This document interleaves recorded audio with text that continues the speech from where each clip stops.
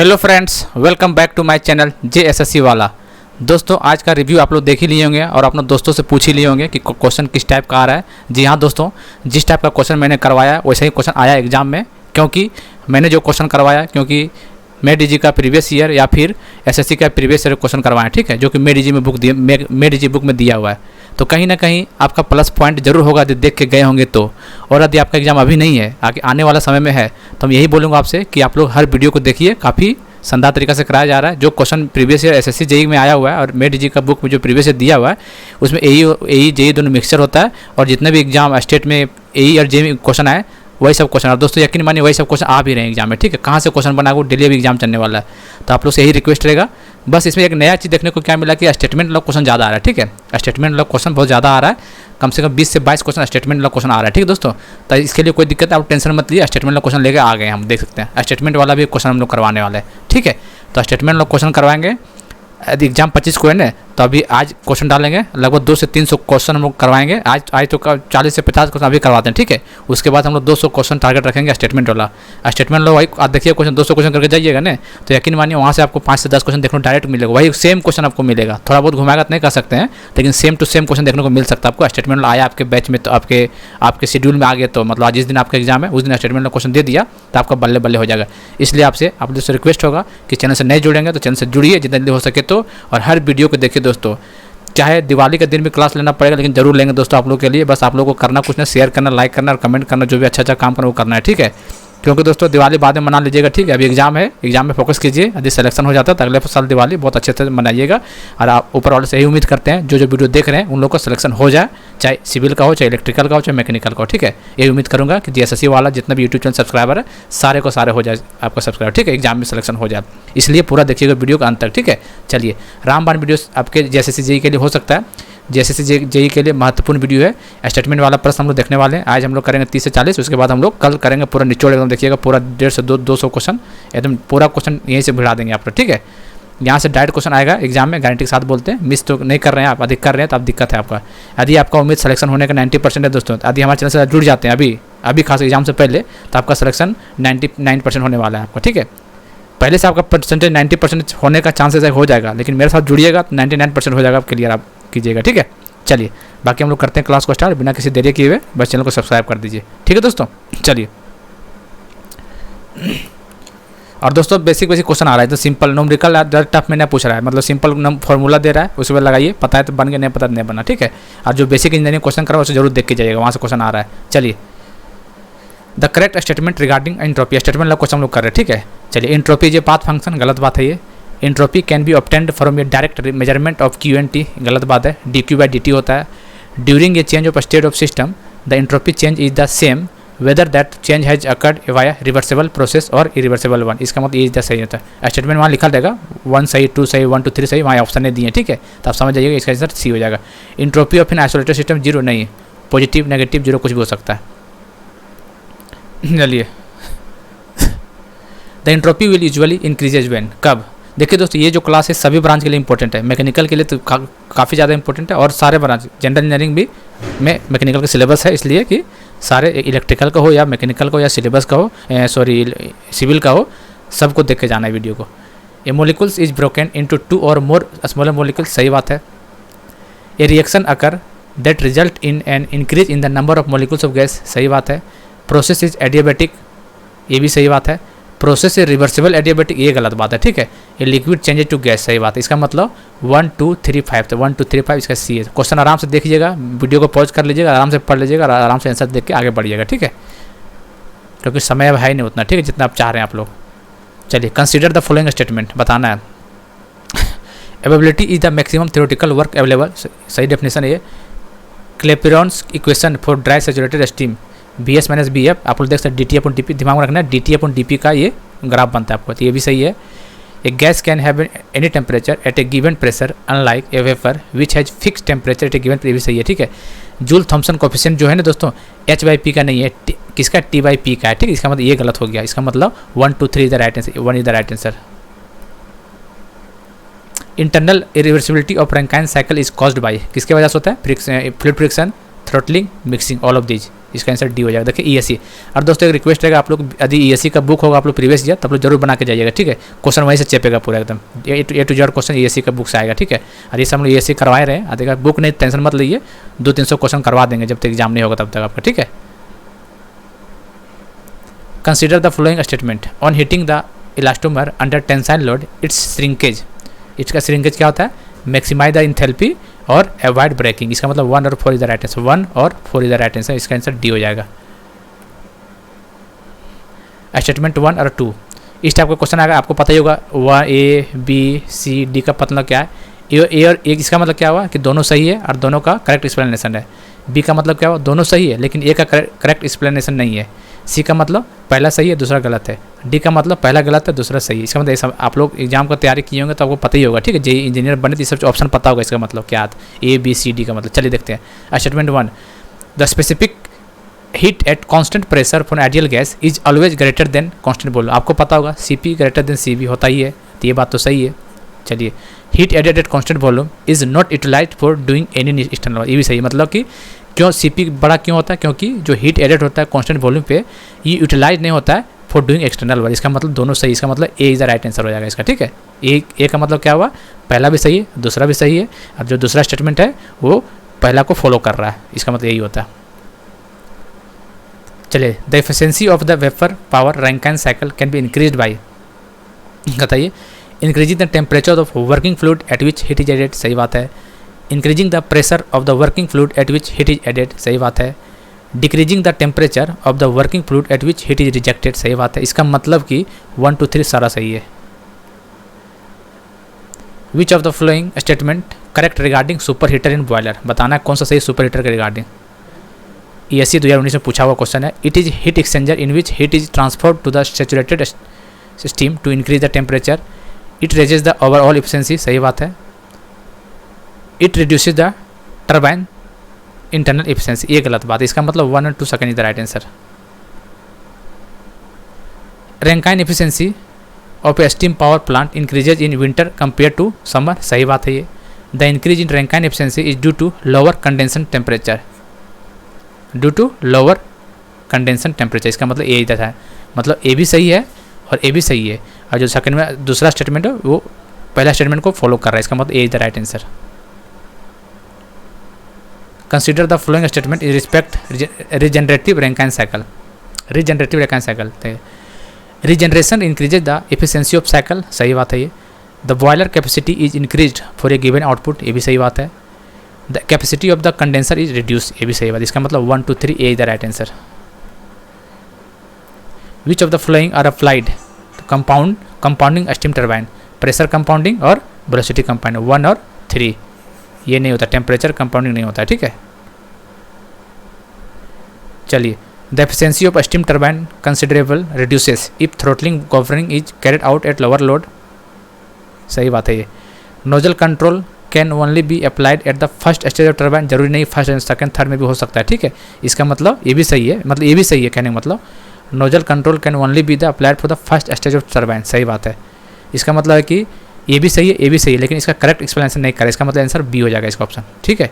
इसका option B हो जाएगा, देख सकते हैं ये स्टेटमेंट 1 सही है, 2 भी सही है और इंडिविजुअली ट्रू नहीं है, ठीक है। लेट डिलायबल टर्बाइन आर मोस्टली यूज्ड, कहाँ होता है? Small power purpose and high speed, कहाँ होता है? Small power purpose and high speed. देखिए JPSC असिस्टेंट इंजीनियर 2013 में पहला पेपर में आ चुका है question.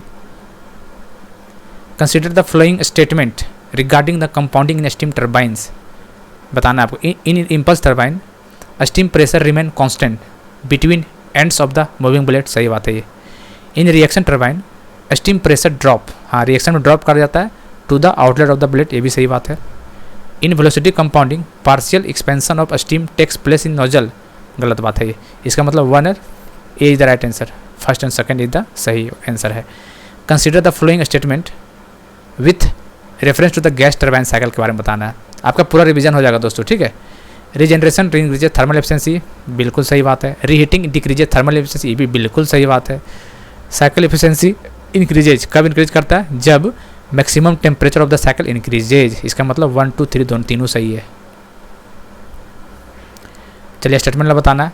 The air standard efficiencies Brayton cycle depends only on pressure ratio. जी हाँ दोस्तों, for the same compression ratio air standard efficiency और Brayton cycle is equal to the Otto cycle. सही है, दोनों सही है, लेकिन है कि जो दूसरा स्टेटमेंट है ये पहला को फॉलो नहीं कर रहा है। ऐसा नहीं है कि इसकी वजह से ये सही हो रहा है, नहीं, दोनों सही है। इसका मतलब इसका आंसर बी हो जाएगा, B is the right answer. Consider the following statement regarding ramjet. Ramjet के बारे में आपको बताना है। The engine has neither a compressor nor turbine. Ramjet में ना ही कंप्रेसर होता है ना ही टर्बाइन, सही बात है ये। It operates at much higher temperature than a gas turbine, ये भी सही बात है। It cannot operate statically, it needs to be put in flight ब्लाइट some means at sufficiently high speed before it produces any thrust and propel itself। इसका मतलब ए भी सही है। इसका मतलब 1 2 3 तीनों सही है। Consider the following statement. The volumetric efficiency बताना है रेसिप्रोकेटिंग कंप्रेसर का। क्लियरेंस फैक्टर पर डिपेंड करता है, ठीक है, प्रेशर रेशियो पर डिपेंड करता है, इंडेक्स ऑफ एक्सपेंशन पे भी डिपेंड करता है, ठीक है, इंडेक्स ऑफ कंप्रेशन पे नहीं करता है। तो किस पे करता है? Volumetric efficiency, clearance volume factor, pressure ratio, index of expansion, ठीक है। इसका मतलब 1 2 3 the right answer, see the right answer. ये बताना है आपको, यहाँ से सब चीज़ कंप्लीट हो जाएगा आपको। चलिए बताइए, कंप्रेसर क्या होता है? कंप्रेसर कंप्रेस कर रहा है मतलब इंथैल्पी इंक्रीज हो रहा है। कंप्रेसर मतलब इंथैल्पी इंक्रीज, ए का सेकेंड। इवापोरेटर क्या कर रहा है? इवापोरेटर में क्या होता है? इंथैल्पी इंक्रीज करता है but pressure remain constant, 3। Throttle valve enthalpy constant, first. Condenser क्या करता है? कंडेंसर देखिए इंथैल्पी को कम करता है, प्रेशर रिमेन कांस्टेंट, इसका मतलब 4। The 2 3 1 4 2 3 1 4 2 see the right answer. कहने का मतलब कंडेंसर इंथैल्पी इंक्रीज कर रहा है, इवापोरेटर, तो दोनों डिफरेंस समझिए। इवापोरेटर कंडेंसर में ये क्या करता है? इंथैल्पी इंक्रीज कर रहा है लेकिन प्रेशर रिमेन कांस्टेंट। कंडेंसर क्या करता है? इंथैल्पी को डिक्रीज कर रहा है लेकिन प्रेशर रिमेन कांस्टेंट, ठीक है, इसका आंसर सी हो जाएगा। Consider the following statement is in respect with maximum efficiency of A 2 stage reciprocating compressor. The pressure ratio for the same for each, सही बात है। Work done is same in each stage, ये भी सही बात है। इंटरकूलिंग इज परफेक्ट, सही बात है। 1 2 3 तीनों आंसर हो जाएगा। चलिए, the volumetric efficiency of A reciprocating compressor can be improved. कैसे इंप्रूव किया जा सकता है बताना आपको। डिक्रीजिंग द क्लियरेंस वॉल्यूम, सही बात है ये। कूलिंग द इंटेक एयर, सही बात है। हीटिंग द इंटेक नहीं। कैसे बढ़ा सकता है वॉल्यूमेट्रिक एफिशिएंसी? क्लियरेंस वॉल्यूम को कम कर दो और इंटेक एयर कूल कर दो, बढ़ जाएगा, मतलब C is the right answer. False बताना स्टेटमेंट। अल्फा पार्टिकल यार हेलियम न्यूक्लियर, सही बात है। Beta decay is accompanied by emission of neutrino and gamma radiation, सही बात है। Neutron is converted into proton in ये पॉजिटिव बीटा रे, नहीं, नेगेटिव बीटा रे होता है यहाँ पे, इसका आंसर सी हो जाएगा। ये बताना आपको। 2 आइसोथर्मल एंड 2 कांस्टेंट वॉल्यूम, तो कौन सा होता है? ये होता है स्टर्लिंग साइकिल, ये equal 5। 2 isentropic and 2 constant volume, क्या होता है ये होता है auto cycle, 3। 2 isentropic and 2 constant pressure, ये जूल होता है। 2 आइसेंथर्मल एंड आइसेंट्रोपिक कार्नोट, ये फर्स्ट। इसका मतलब 5 3 2 1 5 3 कहाँ है? अरे नहीं मिल, 5 था ये, इसका answer be the right answer. Statement 1, air blast injection in diesel engine could reduce engine efficiency, सही बात है। Air blast injection in diesel engine is not instantaneous but happens when the piston moves outward with the injection valve remaining open for whatever reason। इसका मतलब ए, पहला भी सही है दूसरा भी सही है और पहला दूसरा दोनों को फॉलो कर रहा है। बताना है आपको 4 स्ट्रोक इंजन के बारे में बताना आपको, ठीक है। The auto ignition temperature of petrol as a fuel is higher than diesel, बिल्कुल सही है। The highest compression ratio of petrol engine is constrained by the possibility of detonation, सही बात है। The petrol engine is basically less suitable for super charging than diesel engine, क्या बोल रहा है? Petrol engine is basically less suitable for super charging than diesel engine, सही बात है। मतलब 1 2 3 तीनों, C D the right answer. Assertion reason का, after burning increases the thrust of a jet engine, सही बात है ये। The air fuel ratio of jet engine high तो होता है लेकिन इसका मतलब ये नहीं कि बर्न होता है इसके लिए हाई होता है, इसका मतलब दोनों सही है लेकिन करेक्ट एक्सप्लेनेशन नहीं। इसका मतलब ए और बी दोनों सही है individually, but R is not the correct explanation A, इसका मतलब बी ऑप्शन यही होता है।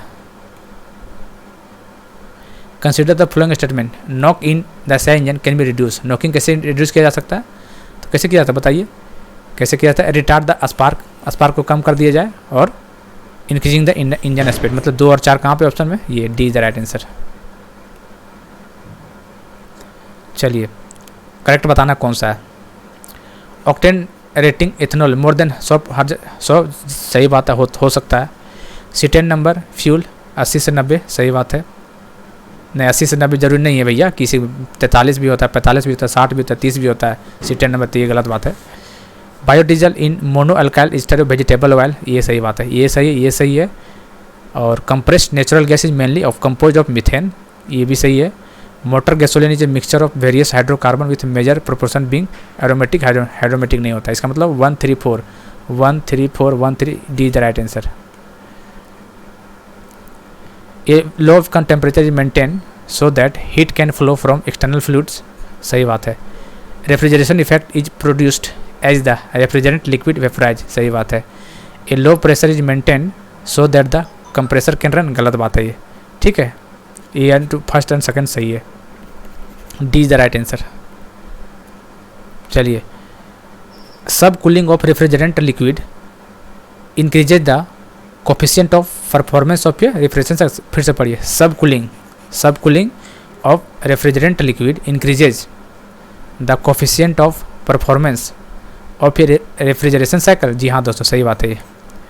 सब cooling reduces the work requirement of the rest, नहीं रिड्यूस नहीं करता है, बढ़ाता है या फिर कांस्टेंट करता है, बढ़ाता है, ठीक। सब कूलिंग क्या करता है कि वर्क रिक्वायरमेंट को बढ़ा देता है, इसका मतलब कि ए सही है, ट्रू है, और दूसरा फॉल्स है, इसका मतलब कौन सा ऑप्शन हो जाएगा, सी ऑप्शन हो जाएगा। क्यों, ए में दोनों सही होता है, बी में दोनों सही होता है, लेकिन फॉलो नहीं करता। तीसरा में पहला सही दूसरा गलत, और चौथा में डी ऑप्शन पहला गलत दूसरा सही, तो इसका मतलब पहला सही है दूसरा गलत, इसका मतलब सी द राइट आंसर होगा इसका, ठीक है। नॉर्मल बॉइलिंग पॉइंट बताना है आपको, करेक्ट बताना कौन सा है, ठीक है। चलिए